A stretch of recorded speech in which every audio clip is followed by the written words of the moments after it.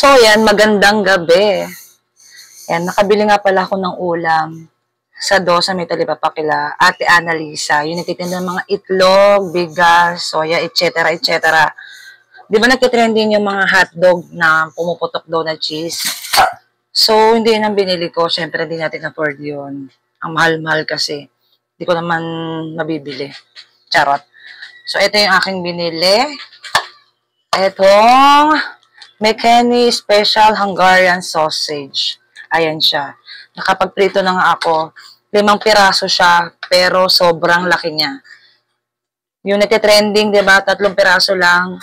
Ang presyo niya ay 100. So, ito na nga. Ganito siyang kalaki. Ayan. Makita nyo? Di ba? Dahil wala pa yung asawa ko, gusto ko sabay kami kumain. Kukurot muna ako sa anak ko ng hotdog. So, ayan, kumakain siya. Ayan. Tikman natin.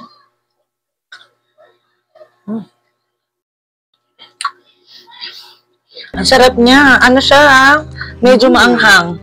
Ano ba flavor nito? Spicy with cheese. Diba? Ang sarap niya. Kahit wala siyang putok na cheese, yung pumuputok na cheese, masarap siya.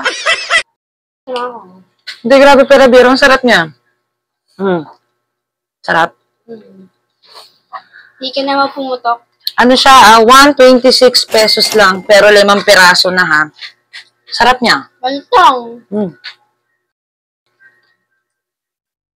Grabe, sarap niya. Ano siya, 500 grams na. Ayan. McKinney, baka naman. Tingnan nyo naman, di ba? Ang laki, ang haba. Ayan, baluktot pa siya. Ayan. Sino relate dito? Sarap niya. Diba? Ang ginawa ko nga, hiniwa ko lang siya ng pagganon para maluto yung loob niya. Kasi sobrang laki niya. Ang bigat niya. Diba? Sarap. Bango pa. Mapapa-unrealize ka lang isa pa dito. Ano na? Mapapa-unrealize lang kayo. Narinig ko sabi ng anak ko, mapapa-only rice kayo dito. Kasi nga, ang laki at ang haba na niya. Diba? Hindi ko na kailangan bumili pa nung 3 piraso na pumuputok na cheese. Dahil dito lang, solve na kami. Diba? Sarap pa. Tsaka hindi, may cheese naman siya. Kaso hindi siya katulad ng isa talaga na tumatalsik yung cheese niya.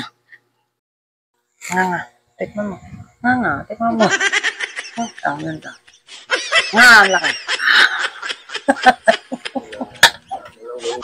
Ayan. Kain na tayo. Ayan, kararating nga lang ng asawa ko. Alas 9 na. Ayan. Kain. Masarap niya kahit hindi siya bagong luto. Kumbaga, malamig na siya.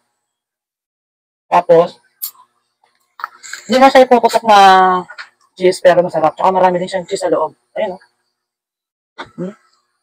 Marami. Harap na.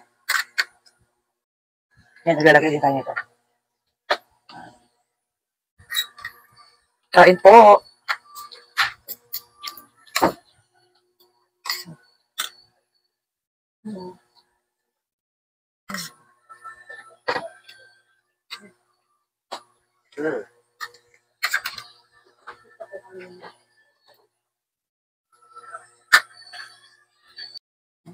Yung sana ba?